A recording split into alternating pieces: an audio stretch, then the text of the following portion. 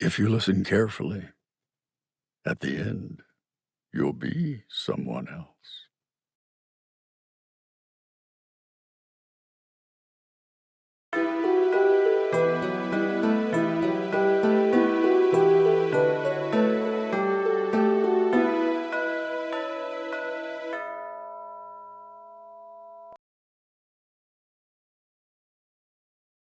It was an era of death and misery that was ravaging mankind. The bubonic plague was at its peak in Europe. Years had passed without a slightest curb. Every day, more and more cities and towns were growing deserted. The face of the earth was being draped in putrid corpses. A vile stench was wafting through the alleys. From kings to slaves, every man was horrified for his life. There, in the crumbled town of Transylvania, the demon had encroached its way inside every single of the households.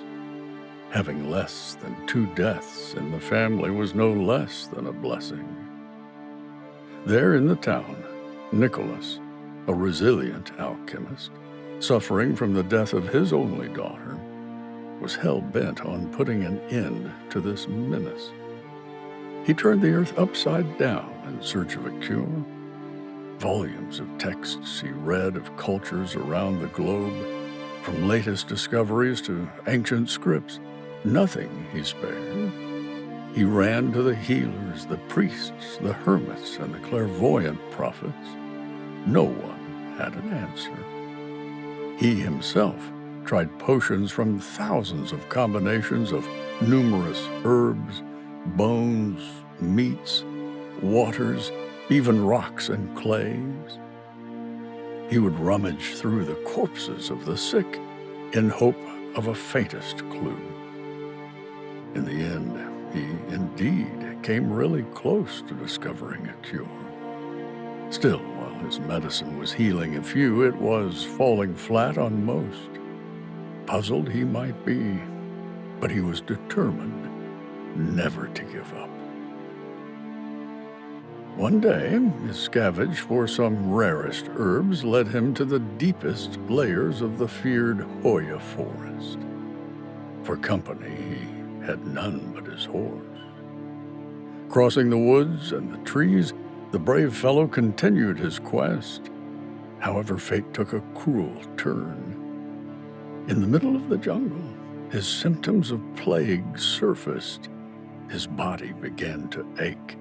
He was burning in fever. At this state, it was impossible for him to locate his way back. Dusk came quickly. Poor Nicholas was horrified at the thought of dying, helpless, in that petrifying forest. Hungry and tired, he fainted on the back of his ride. Yet, once again, destiny casted its mysterious charm. When his eyes opened, he chuckled in splendid joy. He had humans at his sight. By God's grace, he found himself lying beside a burning fire, encircled by a company of entrenching ladies. It took him a minute to get hold of his senses. Curiously, he observed that the women were all strangely dressed, wearing crimson robes and jewelry of some grotesque fashion. They were whispering among themselves at the moment, only fragments of those mutterings Nicholas managed to pick up. "We do not interfere in their life or death. It might risk the exposure of the coven. We worship the all-life-giving Ra. If we let a life get wasted at our own sanctuary, it shall be blasphemy." Nicholas, lying on the ground, helpless and confused, was not even sure where he was. The chatters came to an abrupt silence as an elderly lady entered the scene. Everyone was bowing down in respect. Taking a close inspection at their unexpected guest, the lady asked, "Now, where did you girls find one of these? Mother Orsha We found him on that horse near the barriers, lying unconscious on his back. He is sick, my lady, one of the women replied. While gently caressing the horse, she said, "The man hasn't come here by himself. It was this herald of Mother Nature that has brought him to us. Now let us see what is her purpose." Finally, she ordered her subjects to prepare a bed and a meal for Nicholas and left. The women carried him under a tent and put him to rest. Mother Ortiz, one of the most trusted disciples, Lady Martha, was given the responsibility to look after their frail guest. With their care and tender, he managed to revive a little fraction of his strength. Lady Martha was as gentle as she was cautious. She questioned Nicholas about his identity and his purpose in the woods. Nicholas, holding nothing back, comprehensively explained his quest that brought him to the Hoya forest. In return, he, as well, begged his curiosities of their strange little clan. "Who are you, ladies, and where are all the men?" Martha answered, "None of those here. It is women who are bestowed with the responsibility of bringing life into this world, and we are all worshippers of that all-life-giving Ra." Putting the curiosities aside, Nicholas had a more vital issue at hand, his sickness. In a damped voice, he urged Lady Martha, "I need to go back to my place. I'm poisoned by the Black Plague. I have a medicine that may save my life, or at least there's a thin chance it will work. Can you help me get back?" "You have medicine for Kai?" Martha wondered in disbelief. With a deriding laugh, she responded to a confused Nicholas' face. "You claim to treat something you don't even understand. That's bold. You are infected by a tremendously dense Kai. I see it in your aura. I don't suppose anyone can heal you now, except for Mother Ortia." A new ray of hope struck his heart. Perhaps those women might truly be the ones to put an end to his long quest, he thought. He curiously asked, "Tell me about this Kai." With a frown, Martha begins to explain. The whole world and everything in it is created by two fundamental elements, the bright Ra and the dark Kai. The rocks, the water, the trees, the flesh, everything is a composite of these two. While Ra sustains life and light, Kai accounts for death and darkness. That's the balance of the universe. We, here in the Coven, meditate and practice to cleanse even the slightest blot of Kai off our aura. We're pure Ra. But you, she continued, your aura is infected with an immense amount of Kai. It's eating you inside. That's what you call the Black Death. At the following dusk, Nicholas was taken to a deep, wide cave on a hillock nearby. It was the high temple of Ra, as he was told.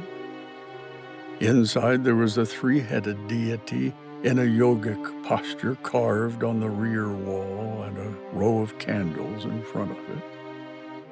The cave was glowing from a bright green moss on the walls and fireflies hovering over the heads.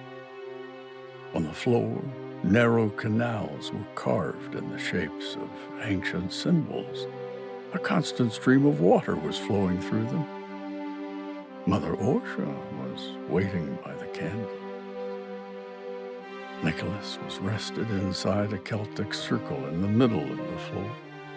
Mother Orsa gave him a potion to drink and burned some herbs around him while the coven chanted hymns, probably of ancient Latin roots. As the smoke of the herbs entered Nicholas's body, the eyes of Mother Orsa glowed white as snow.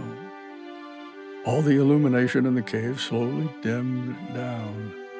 The moss on the back wall gradually projected the latent aura of Nicholas in a greenish, phosphorus glow. The spread of Kai in his body was prominent. As the projection vivified to an alarming shock, the image revealed a thread of Ra entangled to the Kai. Confused, the coven kept looking at one another. Slowly, the truth surfaced at last. They were vile bugs of Kai, molded in Ra. The Ra gave them life to procreate and mushroom from man to man. Mother Orsa was shaken to her core. All her disciples quickly dashed to attend her. Devastated in horror, she cried, "It's us! Only we hold the power to mold Ra into spawning life. It is one of us who has unleashed this demon upon mankind. The coven has been poisoned. We have lost our chastity." A fraught silence came down upon the cave. Enraged, Mother Orsa grabbed a lantern from one of her disciples' hands and smashed it into the ground. In that burning fire, she threw a mystic ash and an herb with an estranged glare. In seconds, a thin mist emerged from the fire and besieged the cave.